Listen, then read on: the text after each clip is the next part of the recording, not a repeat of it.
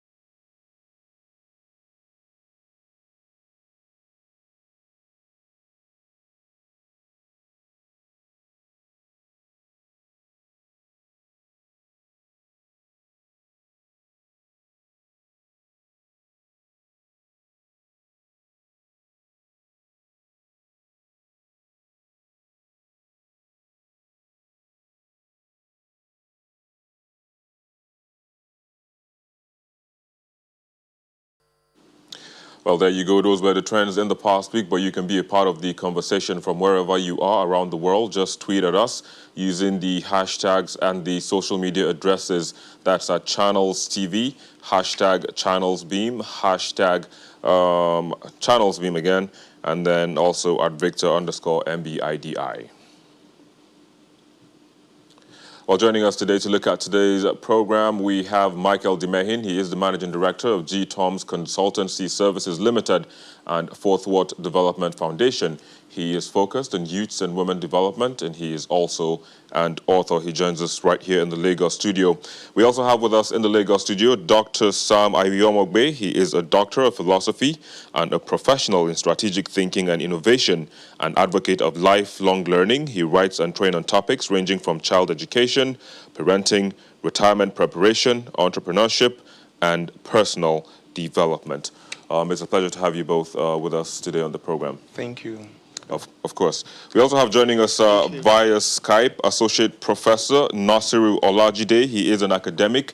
He is academic, religious, political, and community leader, and currently serves as the provost of the Michael Otedola College of Primary Education in Ekpe, right here in Lagos. It's a pleasure to have you on the program, sir. Thank you very much. It's my pleasure. Of course. Same here. So kickstart the conversation for us. I mean, of course, like I said earlier on while I was opening the program, due to the COVID-19, we had to move education or teaching and learning as well, you know, to online. How did your college fare in that regard?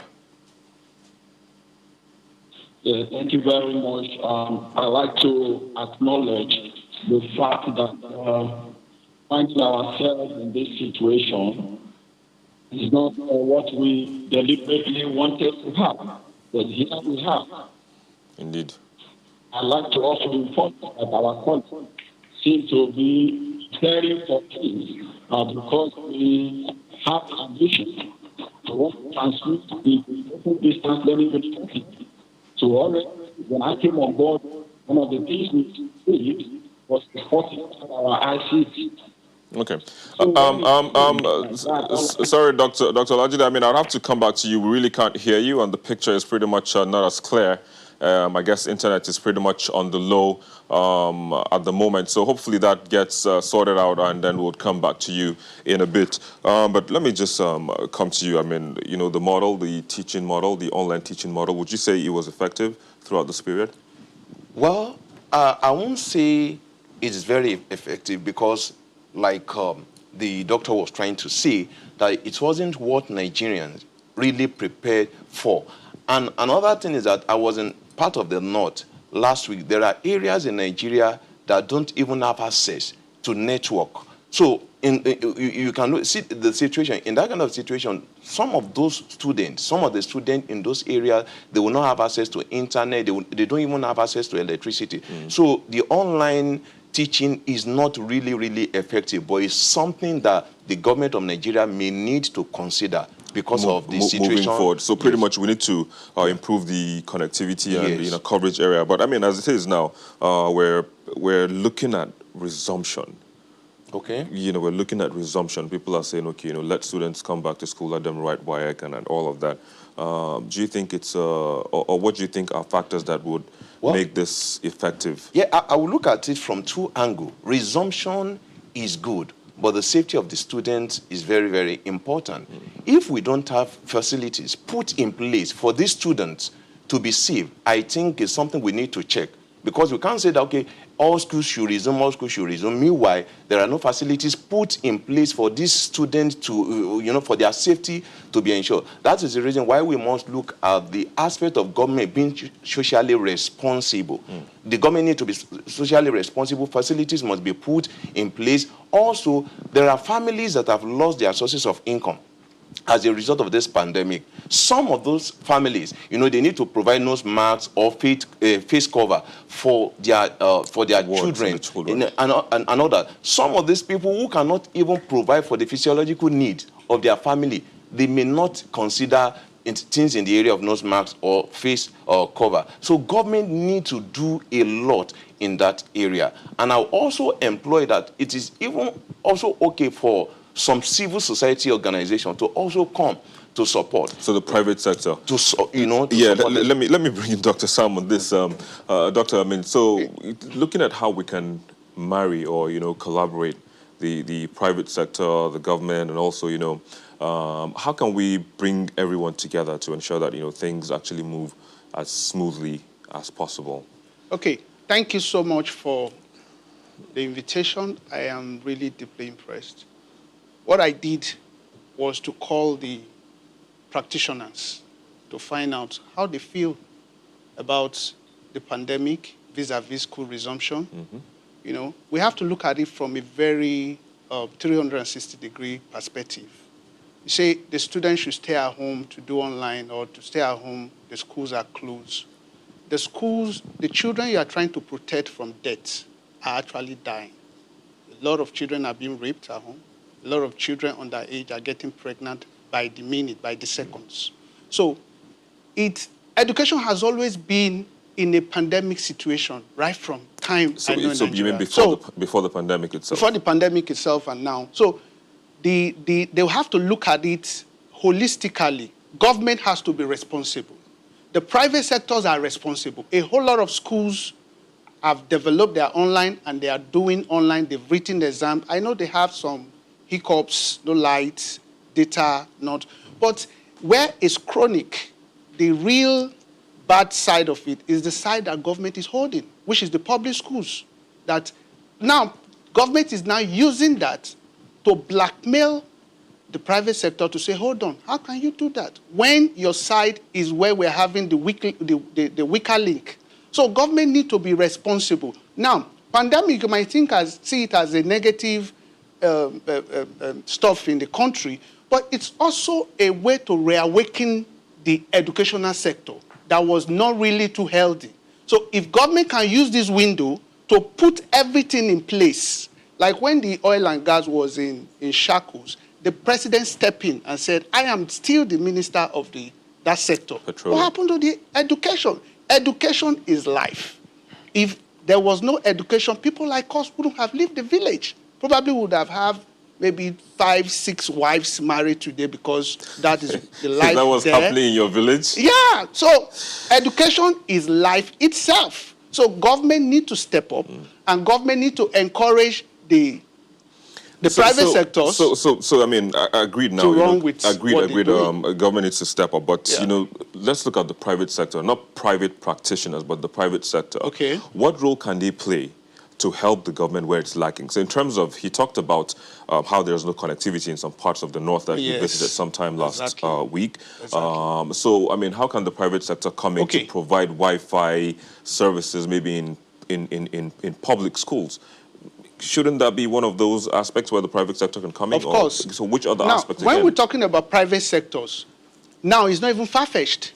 We have the data rest with. We know the private sectors that the data connectivity and technology rest on. For instance, the MTN, the names, telecommunications. the communications, good, the communications. Now, we've not heard about subsidy, reduction of the data, making it available for people in the village, increasing the bandwidth to assist people in the village. So the private sector need to step in, and other sectors that are not in that sector directly also need to contribute. Like now we do housing contribution. Education is core. If you have a list of priority in the country, education is number one. All right, let's bring back Dr. Olajide again. He's joining us via Skype from what's it called, from Ekpe. Thanks for coming back again on the program, Doctor. So earlier on you were talking about how your school fared in terms of online learning during this period. Can you wrap your thoughts up on that? Yeah, thank you very much. I was saying that we have an ICT that is very highly fortified and very reliable. So when instruction came from government, we should go online. It didn't take us much effort to do that at our time. In fact, I must confess or inform you that learning management system deployed by the government is a new outcome that was developed in our ICT team. I'd like to inform you that we created what we call a classroom online here. Not only the lecturer and the students that are registered for a particular program or a form would have access inside the classroom. So all activities are warehoused in our own center, in the college center. So our MMS is an analyzer that if a student is asked, it can come back to the classroom when it goes on and do all activities in the classroom. The teacher charge and the police questions and the answer from the teachers. Yeah, sorry to butt in again, Doctor. But again, I pretty much couldn't hear you as clearly as we would have loved to. But I could pick one or two lines from what you said. You talked about how you created an online class or thereabout in your ICT center. But hopefully, again, we'll come back to you if the network is, perhaps much more friendly to see if we can get your thoughts. Michael, let me come back to you now. Okay. So he talked about how they have created. It's a public school, so they've been able to put up their own internal. What would I put in an internal curriculum in terms of online? So what's wrong if we spread it across? If other schools should copy? Yeah, like I said, it is good if other schools can copy. But because we are talking about the limitation of facilities now, we are talking about areas that there are no electricity, not to even talk of telecommunication network reaching those areas. In that kind of situation, what do you do? And that's the reason why we have to look at the collaboration between the private sector and government. Yeah. Now, coming together to bring development to the people. Like Thomas Hobbes said something. He said the importance of any government is to create an enabling environment for the citizens to achieve their goals and their aspirations. Well, and the way... Talking about those goals and aspirations, just hold it. I see you're going philosophical in this. We'll take a quick break. I'll come back to you. Don't worry, you can hold that. But let's take a quick break, and we'll be back in a moment to continue this discussion. Please stay with us.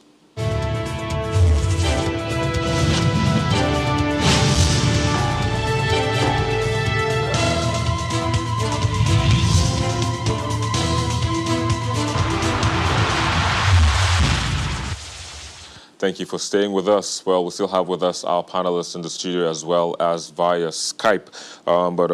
Michael, let me just come to you. We're talking about what Thomas Hobbes Yes. talked about, the government providing the enabling environment. So quickly wrap up on that as we Okay, wind yeah. down this I was saying conversation. that the importance of any government is to provide an enabling environment for the citizens to achieve their goals and their aspirations. In this case now, as the schools are preparing to resume, a number of private schools are ready. Government should not delay them. But where a particular private school is not ready, government should support. Why also government should provide facilities to make sure that the public schools are also ready for the safety of the student as they are resuming. All right, very well. Let's again go back to Skype, where we have with us Dr. Nasir Olajide speaking with us from Ekpe. He is the provost of the Michael Otedela College of Education. Thanks again for coming back on the program, Doctor. So you were talking about some of the programs that your school employed during the pandemic, during the lockdown while the students were at home. But how effective were these programs during this period? Yeah, I must confess that at the beginning, when we fully deployed it, we had itches here and there, and that also gave us opportunity to know where we have to strengthen in the ICT. So, but along the line, I think we are better off today. I can tell you that we are better off today, looking at the lecturers and students' perspectives and their participation in the teaching and learning online. So what are you doing differently?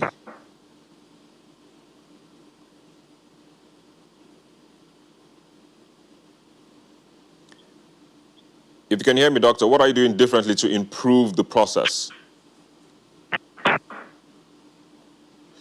All right, again, I said, what are you doing differently to improve the process? Yeah, to improve the process. The experiment we had gives us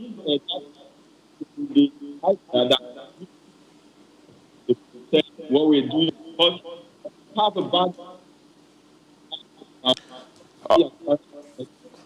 All right, again, I have to come in, but sorry, the network again is bad. We'd have to just say thank you for joining us on the program, Associate Professor Nasir Olajide, Provost of the Michael Otedela College of Primary Education. But just in wrapping up, Doctor, so he talked about the government's role, in coming in, supporting the private, as private practitioners now, where the need be. At the same time, looking at how they can also support or make sure that the public schools, move ahead. But just in wrapping up, what do you think can be done again, just to improve the process? Okay. To summarize it, I see it as this is urgent, really urgent. Now we have pandemic COVID-19, and we're trying to deal with that. Now there's another pandemic, educational sector. A lot of children have been at home since March, not taught anything. And that is a disaster if you let that to crystallize. So the government should take the lead. The government should encourage online. Online has come to stay. Now online will stay, and government should encourage it based on policy so that people can practice it. Let it be free. Let people do online. Encourage people to do online. Government should support school to resume. Government can do it. We have NCDC testing. Government should support school to resume and make sure they resume. They test it and see if it's going and if it's not going. Then, like I said, it should be a top priority because education itself is life. Education is life. So if you don't learn, we say we're a third world country. We say there's high poverty in the country. What if we don't learn? We learn, we are third world. We learn we have a crude education. What if we don't learn? What will that give birth to? What kind of Nigeria will that give birth to? We'll just go back to colonial era, or hopefully not. But I have to say thank you again. Thank you for joining us on the program. as well as Mike and Demayan. Thank you as well for joining us on the program. Hopefully all of these things will be put in place, and of course, we won't have to go back to colonial times or marry 5 or 6 wives in the village, like you said. But thanks again for joining us on the program. Yeah. That's where we are. We'll be bringing you the most viewed videos on our YouTube channel in the past week.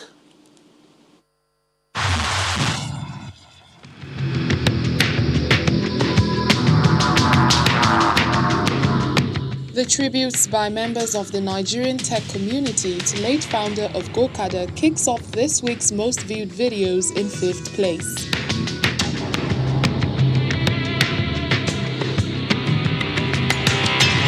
He's an inspiration. He's a fantastic guy. It was fun.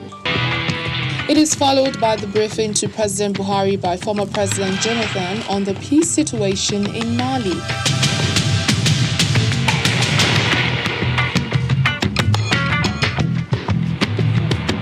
Ministers have not been appointed, so it's like the executive too was not functioning optimally. The judiciary, because there was no constitutional court, the president has to dissolve the constitutional court based on the demand of the people. But even after the dissolution, people were not satisfied. Third spot sees the acting MD of the NDDC gradually losing breath and eventually fainting after he was asked to defend the 1.32 billion naira spent as COVID-19 palliative.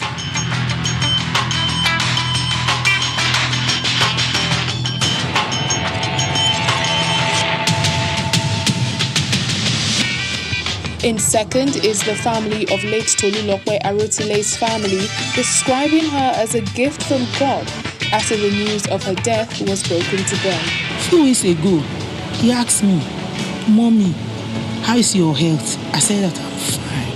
He said, "Mommy, I always prayed for you, and I know you are going to live and eat the fruit of your labor. Mommy, I'm going to take care of you. You will not suffer." I said, "Okay, amen." While topping the charts in the past week is the revelation made by the Minister of Niger Delta during a public hearing on NDDC at the House of Representatives. I just told you that we have record to show that most of the contracts in NDDC are given out to members of National Assembly, but you don't know about it. Well, there you go. Those were the most viewed videos on our YouTube channel in the past week. However, if the one you were hoping to see wasn't there, just visit our website and our YouTube channel as well, channelstv.com, as well as www.youtube.com/channelsweb. Watch the video and also share with your friends, your families, and your foes as well. But that's where we wrap it up on this edition of the program. Thank you so very much for watching. I'm Victor Matthias. Keep maintaining the guidelines given by the NCDC to curb the spread of COVID-19.